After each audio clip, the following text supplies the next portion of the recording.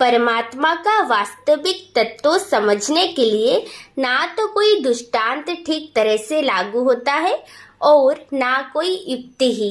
परमात्मा का निर्गुण, सगुण, निराकार, साकार आदि रूपों से जो वर्णन किया जाता है उससे उनका वास्तविक स्वरूप तो अलग ही रह जाता है, पूरा वर्णन हो ही नहीं पाता, क्योंकि वाणी, मन, बुद्धि और युक्तियां सभी कुछ माइक है, प्रकृति के कार्य है और जड़ है। अतः वे उस चिन्मय परमात्मा को समझने में असमर्थ है।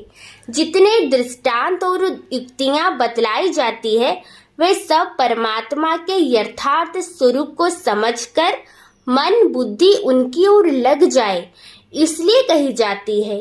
परमात्मा के स्वरूप के वर्णन में तो देवताओं और ऋषियों के भी मन बुद्धि कुंठित हो जाते हैं, फिर वहां साधारण मनुष्य के मन बुद्धि कैसे पहुंच सकते हैं। गीता में कहा है, मेरी उत्पत्ति को अर्थात लीला से प्रकट होने को ना देवता लोग जानते हैं और ना महर्षि जन ही जानते हैं, क्योंकि मैं सब प्रकार से देवताओं का और महर्षियों का भी आदि कारण हूँ।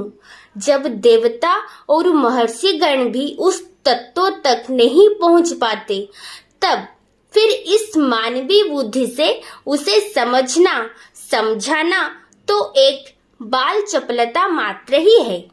यह भगवत तत्व का विषय बहुत ही गूढ़ और रहस्यमय है, इसे अवश्य जानना चाहिए। मनुष्य जन्म इसलिए मिला है, इस तत्व को जानने से ही यह जन्म सार्थक होता है तथा इसे जान लेने पर मनुष्य कृत्य हो जाता है, फिर उसे अपने लिए कुछ भी जानना अथवा करना बाकी नहीं रह जाता।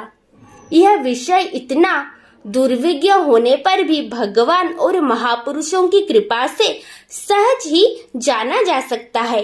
उस कृपा की प्राप्ति के लिए कुतर्क छोड़कर उनसे सरलता पूर्वक इस तत्व को समझने की चेष्टा करनी चाहिए तथा उनकी आज्ञा के अनुसार अपने कर्तव्य पालन में तत्पर हो जाना चाहिए।